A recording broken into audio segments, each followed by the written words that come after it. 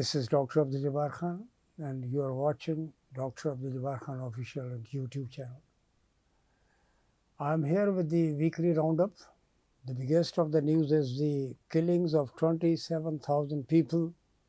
Darfur's Sudan's governor says 27,000 innocent people were killed over 3 days last month. The biggest massacre, in Africa. Biggest massacre. And this is something very, very important in the sense that UAE sponsored rapid force killed the regular, confronted with the regular army of Sudan and killed innocent people in the city, Al-Fashir. As a result of that, it was a huge hue and cry across the globe.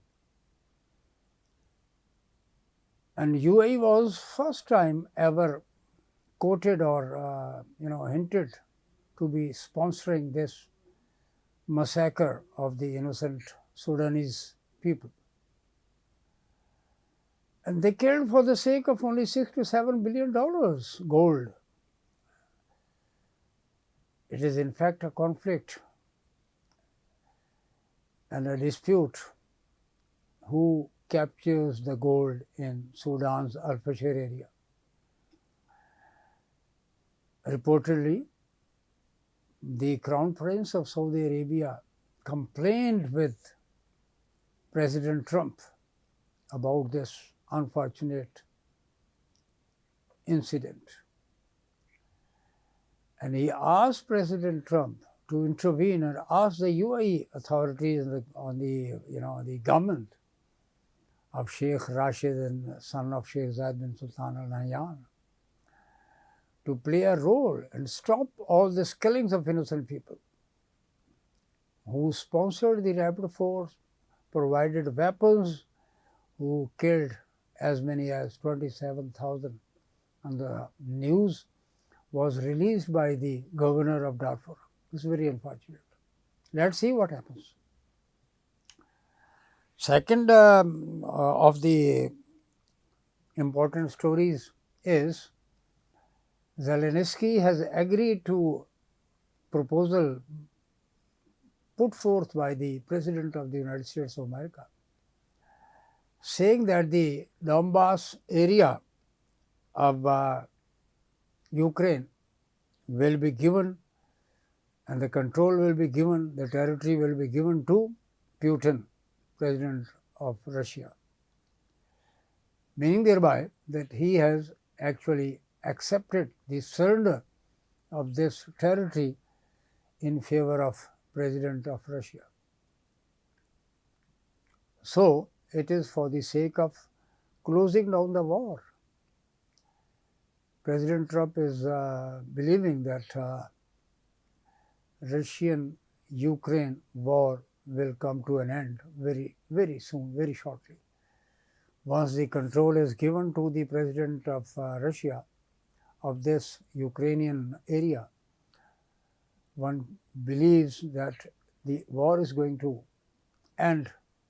That will ultimately bring many relief area, consideration of relief and peace in the region, and Europe will be the beneficiary of this war stoppage. So one could see and hope for the best. One should be optimistic about the war is going to come to an end. And this war, in fact, has ruined the global economy. It has affected many countries, the job seekers, the employees, especially the people who are working in the European countries. They will feel relief and the economy will be revived, because it was just useless. For the sake of NATO, they came with a big confrontation and big fight between Ukraine and Russia. Now, Zelensky will also agree, reportedly, that he will agree to not going into the NATO club. Previously, that became the bone of contention between the two countries. The next point that I wanted to discuss with you is the avionics and the aeronautics development, technological advancement, that Pakistan is much ahead of India. Indians are doing the local manufacturing of Tejas or the Tejas aircraft, and it was having got installed with the GE engines in these aircrafts, airjets. 5th generation, what the Indians claim it. And that in the air show yesterday in Dubai crashed, and as a very big setback to the Indian avionics and aeronautical, even the Indian Air Force. They were not expecting that such a big disaster will happen and will bring the Indian reputation down to the earth. So, actually the narrative of Narendra Modi, the Prime Minister of India, damaged a lot by the US Congress report on Pakistan-India conflict in last May. And the drum beating or propagation or the projection or the criticism on the part of the President of the United States, Mr. Donald Trump, was that it is 3 air jets were hit by Pakistan Air Force. It was 4 aircrafts. It included Rafale aircraft. The beautiful aircrafts were hit and drowned by Pakistan Air Force. So the president actually was hitting the Rafale and the Russian aviation industry, warplanes, and he in fact advanced his product F-35 that he offered to sell to India. As a matter of fact, Russia has also offered India to not only buy Su-57 but the latest 6th generation Su-75. That Pakistan doesn't have that kind of aircrafts in its fleet. So the professionalism, the higher competence, skills demonstrated by the Pakistan Air Force have actually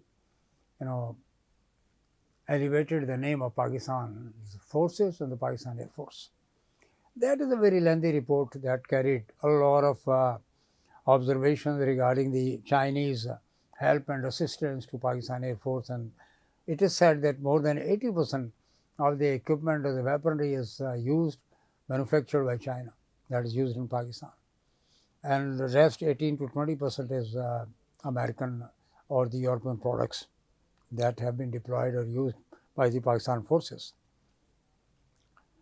If we go to the very question of say around the issue of G20 summit, President Trump did not deliberately attend that G20 meeting in Johannesburg. Very important, more than 500 economists from across the globe, member of the G20 countries, gathered there to discuss the socio-economic issues of the world. Now the summit has begun. Let's see what happens, what the G20 says. Pakistan is not the member of G20. Pakistan is member of G77. So these were the 4 and 5 points. Given that situation, another report issued by the International Monetary Fund about Pakistan is highly alarming. It carries the story, news, information during past 2-3 years of this coalition government of MQM, PMLN and Pakistan People's Party. Huge corruption in trillions have been referred by the International Monetary Fund. That was not the case in the government of Imran Khan. That is more important. Thank you very much. Thank you.